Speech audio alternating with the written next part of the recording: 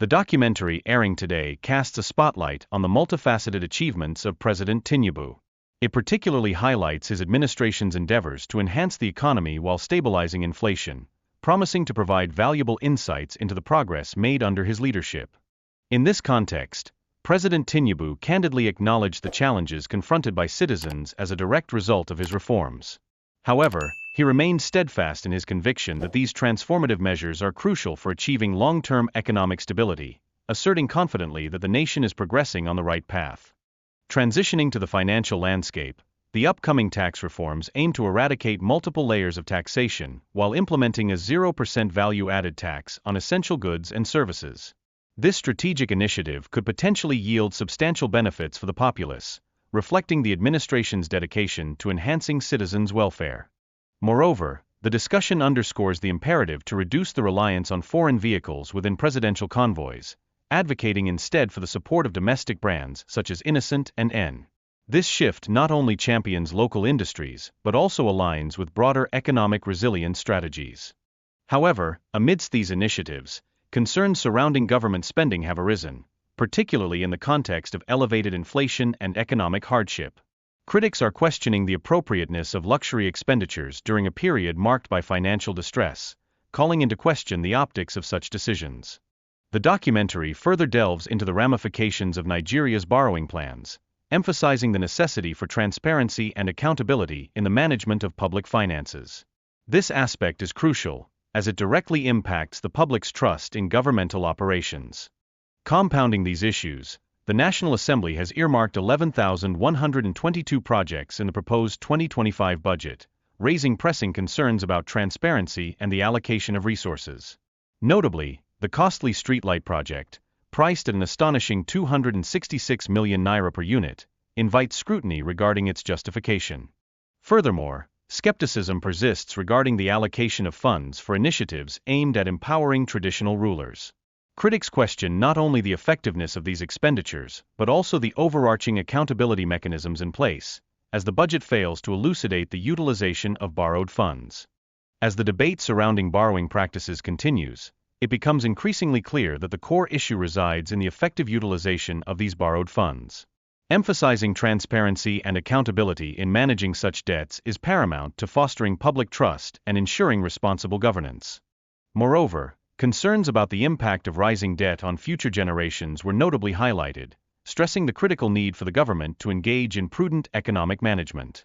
This vigilance is essential for promoting sustainable development and ensuring a viable future.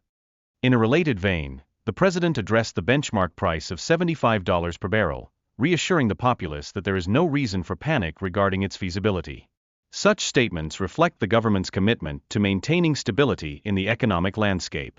Meanwhile, social media backlash erupted over exam scheduling dilemmas, with students subjected to testing late at night under subpar conditions. This alarming situation underscores the pressing need for comprehensive educational reforms to safeguard the integrity of the learning process. Additionally, Go Tiago's commitment to advancing African literature is commendable, as it not only confronts colonial legacies but also advocates for the promotion of writing in native languages. This endeavor significantly enriches cultural identity across the continent. The music industry also mourns the tragic loss of Michael Sumla, a legendary hype man, who passed away at the age of 71. His vibrant energy and substantial contributions to celebrated hits have left an indelible mark on the music landscape. In a more local context, Governor Dapo Abiodun's 65th birthday was celebrated, heralding his transformative impact on Osun State through a steadfast dedication to public service, infrastructure development, and youth empowerment initiatives. On an inspiring note, Chin, aided by his brother, created a model for a rain oil outlet in an effort to impress the station manager. This initiative exemplifies the critical role that support plays in enabling individuals to pursue their aspirations.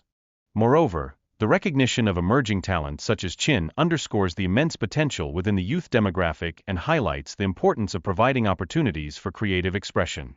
This recognition serves as a source of inspiration, motivating others to pursue their passions. In conclusion, the narrative emphasizes the necessity of nurturing and supporting young individuals brimming with potential, as the provision of opportunities can lead to extraordinary achievements. This showcases the profound impact of encouragement and mentorship in shaping future leaders. Tinubu in office, the State House has released a special documentary highlighting his achievements. Here's a snippet.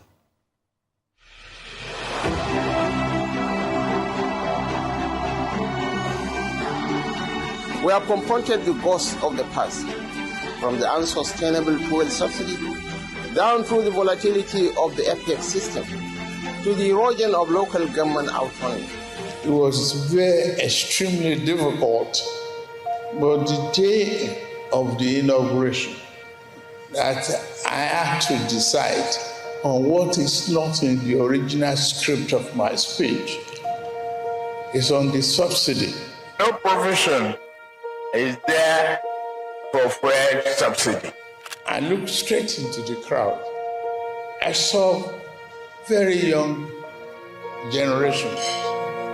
We are looking for a better government. Subsidy is a scam. Subsidy is a scam. The fuel subsidy is gone. It's going to affect the economy, it's going to affect the businesses. I know what is in the handing over note that I reviewed a night before. It's a path of no return for my country. As a percentage of revenue is down from well over 90% to just about 60% according to the figures at the end of 2024. Likewise, the debt to GDP ratio is relatively moderate at just over 50%. The progress we have made did not happen by accident. It is the result of calculated choices. We must achieve food security and sovereignty for our country.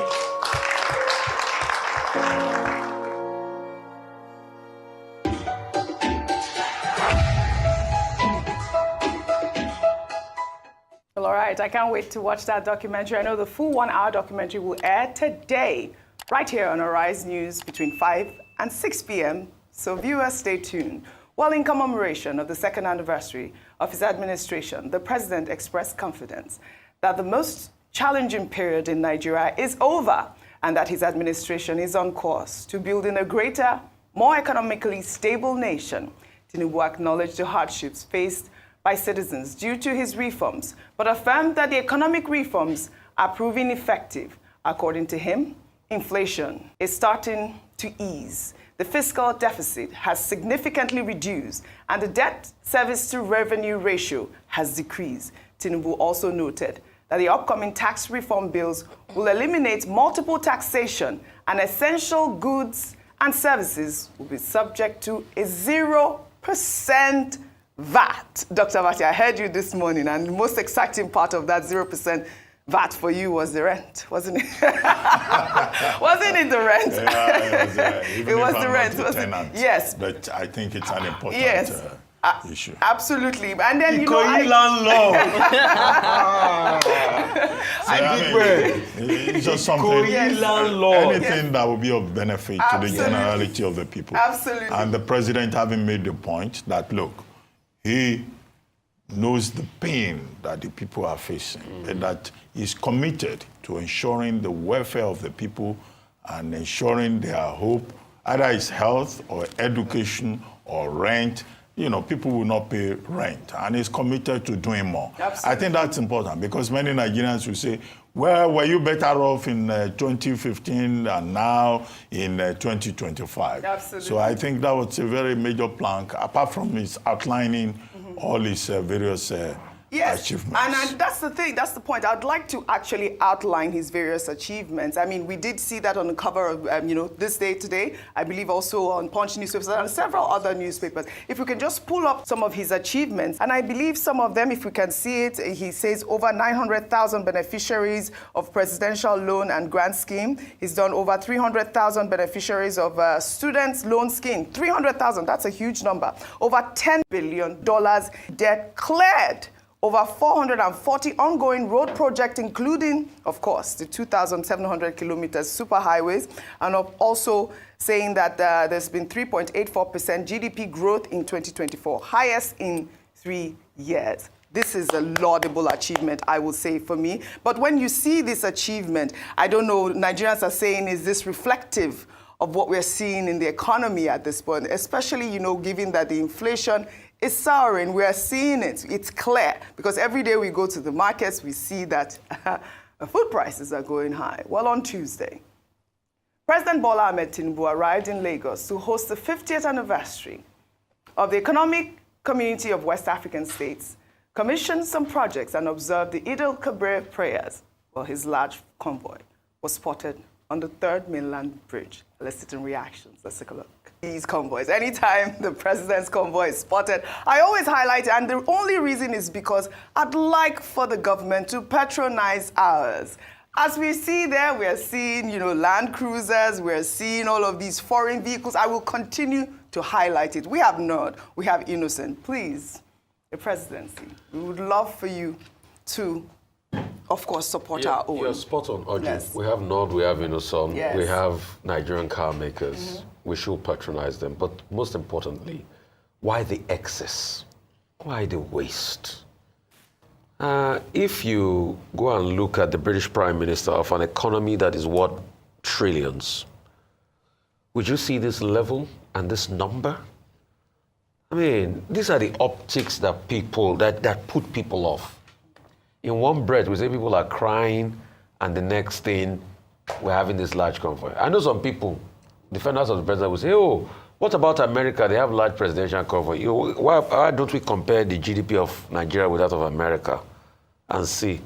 So if America does it, should we do it at a time where there's a lot of pain and penury, over double-digit inflation rate in the country, and some of the successes, yes, but there are a lot of also many K-legs, like they say in local parlance. You were talking about NELFund, for instance. Vimbai was making a point about institutions today. Since the ICPC muted something that, there are some discrepancies in the NELFund, we've not had a finality on it. He said about 900,000 people have benefited from humanitarian ministry. The question we should ask them is, where's the end of the investigative case of Beta Edu till today? Where's the accountability? They also talk about the fact that refinery started. Is it the same refinery that started, that we're hearing back and forth, that even the EFCC should be able to ask questions of what 2 billion spent? We heard a statement released by NMPC that will shut down refinery to be able to check it again. Yeah. What refinery is shut down? As a general, they still imported fuel. Presidential initiative on CNG. Where is the pervasiveness of CNG? How many CNG stations can we get on the island as we speak today? I went with that initiative. I got what's it called, a CNG car. I drive an Innocent. But where's the availability of the CNG car? So, I mean, it's a mixed story. And I'm just saying the both part of it. The food initiative. Money for, they are going to open up the border for food and everything and all of that. Vimbai always talks about gradualism, and you said subsidy gone. What you told us then, that the money saved from subsidy will be used to be able to reflate the economy. Today we are taking a lot of loans. Over 45 trillion, about 45 trillion now is what we want to take. We've taken so many loans. We celebrated the COVID-19 loan by IMF, but we have taken more loans at the same time. The GDP, the fact that we devalued the currency, the GDP has tanked in about 200. So, you see, I have been vindicated because even somebody that almost cast aspersions at me the other day that said, don't say that. The economy has not tanked under President Tinubu. You badly brought up little boy. Don't say that. He came on Dr. Abati's show and he repeated everything. In fact, he even said it better than me. All right. With renewed vigor. All right. Well, all right. Well, in the meantime, the presidency has clarified President Tinubu's request to the National Assembly regarding Nigeria's 2025-2026 borrowing plan, emphasizing that the president is not seeking a lump sum of $20 billion. Well, according to the special assistant to the president on social media, Dada Olusegun, the document sent to the National Assembly details a comprehensive 2-year framework for both federal and state government external financing. He also stated that the framework includes a proposal for the federal government to raise $2 billion domestically for infrastructure, adding that National Assembly approval does not mean automatic disbursement or full utilization of the entire amount. Vimbai, we saw the story trending. It's good that the presidency has clarified it, because obviously when we saw that amount, $20 billion, and only a few weeks ago they said they've cleared the debt of the IMF. You wonder, like, why is it? But now they're saying it's not just for the federal, it's also for the state, and the state needs support from the federal in order to borrow, internationally as well. Your take on this? Oji, I don't think it makes a very big difference. Okay. This is almost just, it's us. There's a popular term called mansplaining. Right. When you're trying to explain something in different terms, or maybe in more palatable words. Because in essence, everybody is going back to the MTEF document for 2025 to 2027, and the parameters stated within that document. But the concern around that document for me really is the fact that some of the assumptions, most of the assumptions that we've used to come up with our calculations are already null and void. So for example, we're using a $75 peg on oil. We're using over 2 million barrels per day projection for oil output. We're using an exchange rate of 1,400. So yes, as much as what is happening here, to put it in very plain terms, is that the president is saying that I need to be given room to borrow up to this amount. But let's look at the likelihood that we will borrow that amount. And I think that's where the conversation is really happening. What is the likelihood of that this debt ceiling will be reached, and what will it be used for? So in essence, we're still saying the same thing, is that the reality has now dawned on us that we will struggle to make it through the next couple of years without aggressive borrowing. So yes, this clarity is important, because it's not a single loan that's, that is being applied for, that's being dispersed. But ultimately, it's saying that over the next couple of years, this is an assumption or a projection of the borrowings that will need room to make. So it seems to me different sides of the same coin. It's the $20 billion, isn't it? Well, in the same vein, according to budget, a civil society organization, the National Assembly inserted 11,122 projects into the 2025 federal government budget, totaling 6.93 trillion naira. Among these projects, street lights received the largest allocation of 393.29 billion naira for, guess what, 1,477 units. Based on this figure, it is estimated that one street light will cost a staggering 266 million naira. Can you beat that, Dr. Abati? Can you beat that? Let me take this WhatsApp comment that has been flying around. This person wrote, with the amount of street lights in this 2025 budget, Nigeria is supposed to be the light of the world. 1,477 street lights for 393.29 billion. That's 266 million per light. Are we installing the sun, Dr. Abati? Are we installing the sun? But there are other projects as well. Are we installing the sun? Yes. Part of the problem we have with the budgeting process is that the National Assembly, yes, they have oversight because it's an appropriation bill, which will be considered by the National Assembly. They then put their own issues into it, constituency projects, political projects. Now you are isolating the issue of street lights.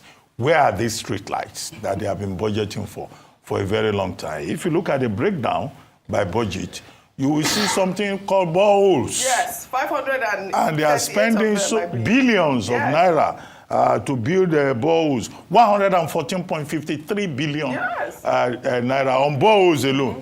Where are these boreholes? Empowerment of traditional rulers, 6.74 billion.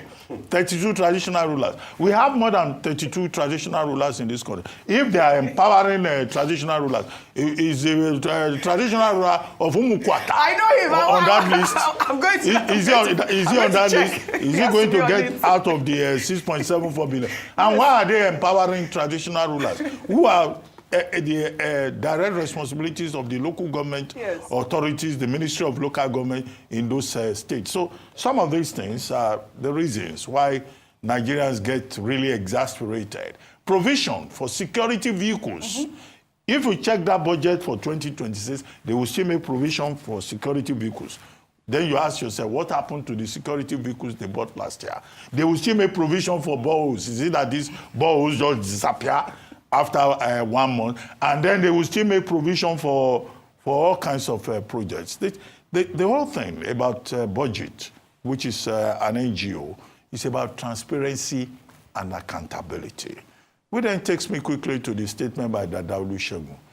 Dada Olusegun is saying simply that the borrowing that government has talked about, up to about 4 trillion naira, is a rolling plan. That's the technical word. Rolling plan 25-26, medium-term expenditure framework. And the Nigerian government haven't paid the money they borrowed for COVID, right?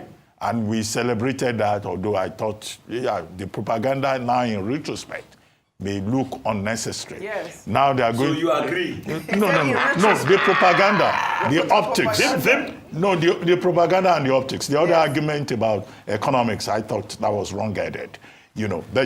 In terms of the optics, okay, you celebrated paying back money, and then shortly after, you are going to borrow another 4 trillion naira. However, the issue, to go back to budget, is about transparency and accountability. That money, even if you borrow it, they are borrowing from Europe, from Japan, from China, from World Bank, from everywhere. What do you do with the money? Mr. Peter Obi will say, since he likes to discuss economics, we say that borrowing is not the problem. It is what you do with the money. Absolutely. If the money is not going to be used to achieve the objectives outlined in President Tinubu's statement today, then it will not serve our purpose. It should serve our purpose. What did Olusegun say? If you borrow, you pay back now. It's a debt. Even the bond, the domestic bonds of $2 billion, is a debt. Absolutely. So how will it be managed? How are you accountable to the Nigerian people? And how will you pay back? These are the issues. They also ask them, what are the terms? What are the moratorium? What are the payback period? At what interest rate are they? What is the burden of the debt? What's the burden of the debt? How long are you going to pay it for? These are the things we want to know. Well, because it's not only a multilateral source like the World Bank, there's Japanese government and all of that. The President explained programmatically that his administration does not intend to increase the debt burden. That even that borrowing will not increase the debt burden. He also addressed the issue. It will increase. Well, that's what he said. 183 trillion. Well, I'm quoting him. If that money comes in. I'm quoting him. I'm reporting what he said. Secondly, on the issue of benchmark, he also addressed that in his statement today. He said, look, they've worked out the details and that nobody needs to panic about the workability of the benchmark of $75 per barrel. But of course, there are different ways of looking at these things. Right. But that's what he said. All right. Well, so we can hold him down to his words. We will. But to sum up, we do celebrate the president on the achievement of this milestone, his 2-year milestone. Congratulations, President Bola Ahmed Tinubu, and of course also all the governors that are celebrating their 2-year milestone today. We'll take another story now. Nigerians have taken to social media to berate the West African Examination Council after hundreds of students across Nigeria were seen in several videos writing the West African Senior School Certificate Examinations, originally scheduled for midday, late at night. The viral videos show the students hunched over question papers, writing with flashlights. Some parents who came in search of their children were seen condemning the misconduct of the exam body. Let's take a look. What's the name of this paper? People are still writing. See them now with Pro-Wike calculator. Writing by night. After they will say Tinubu is bad. This is wickedness. Writing by night. They are supposed to bring this paper by 2. They stay till night. After they will say it's Tinubu.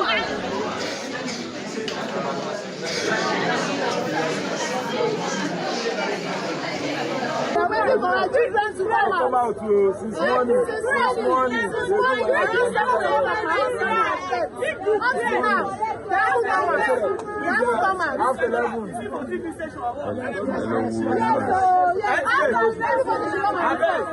What they are doing to us is not good. It's not good at all. It's not good at all. What are they doing? What exactly is happening here? What is happening at the moment?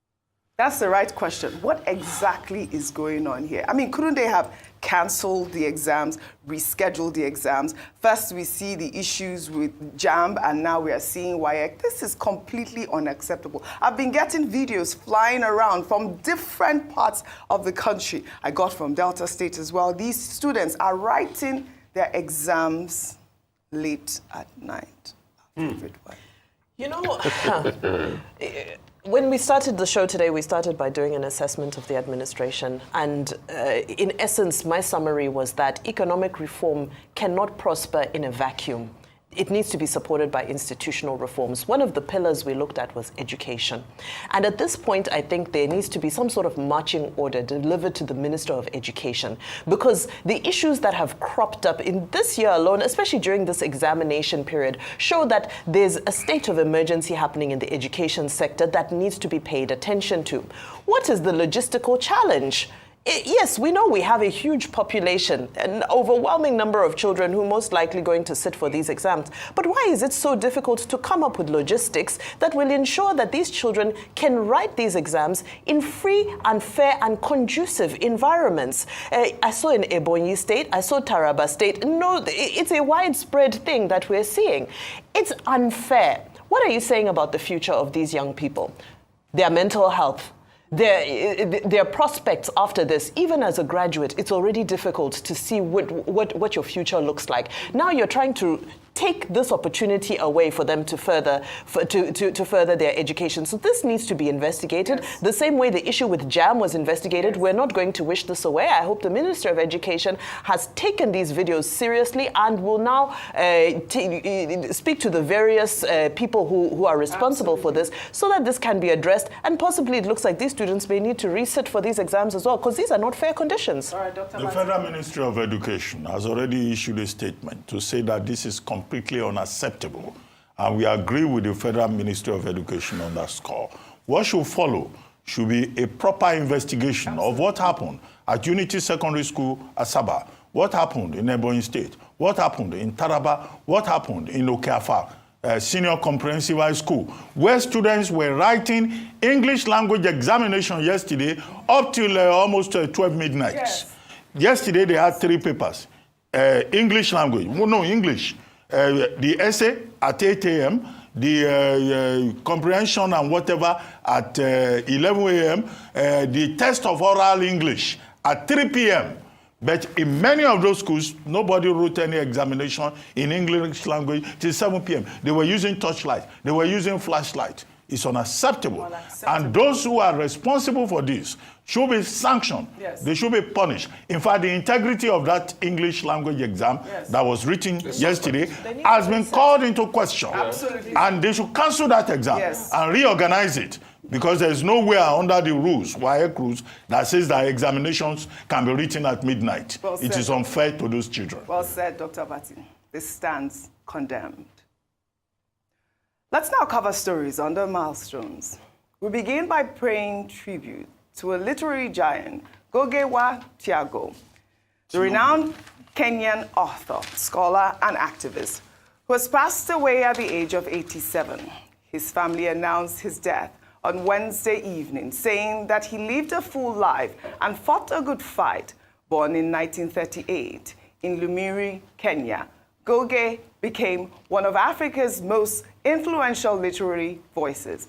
He famously abandoned English for Gikuyu, challenging colonial legacies through language. His works, Weep Not Child, The River Between, and Decolonizing the Mind, tackled identity, oppression, and liberation, inspiring generations across the continent.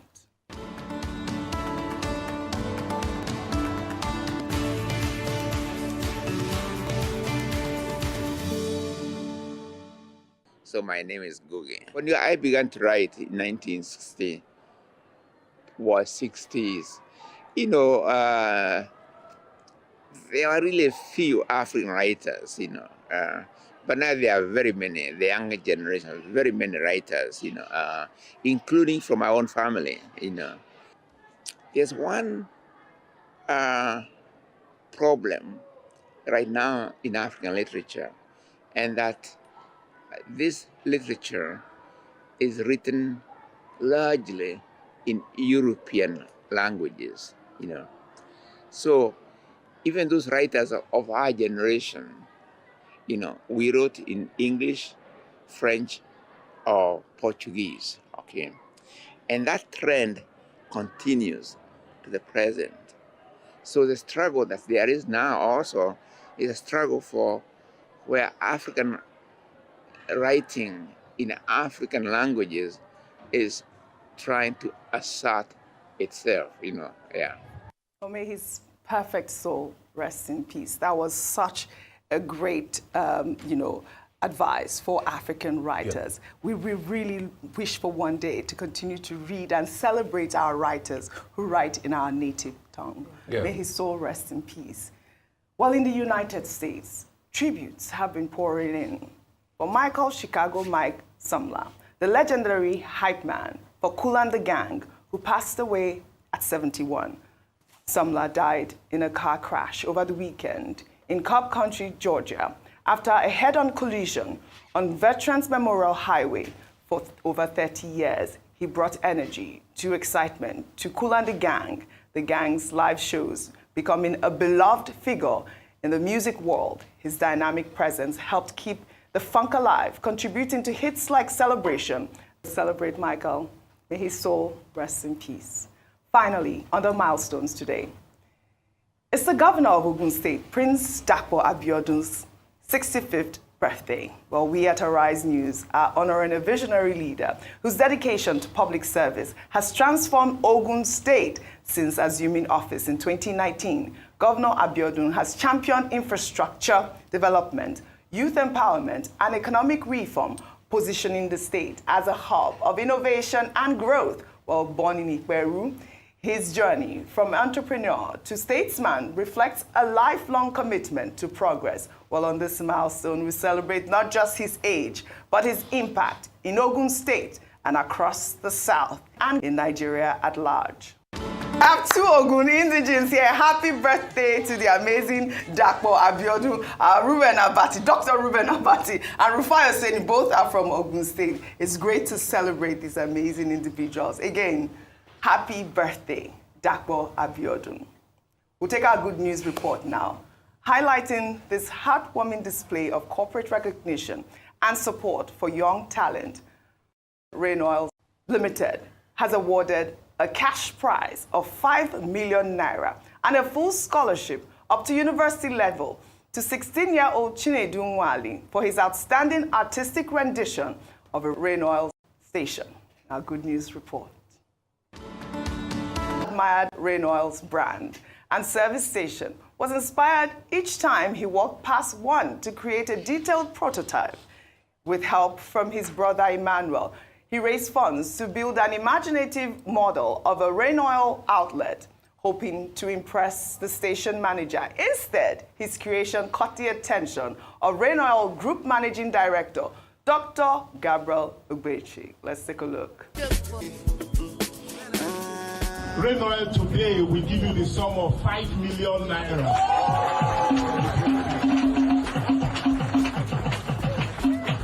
Rain Oil will take over your education.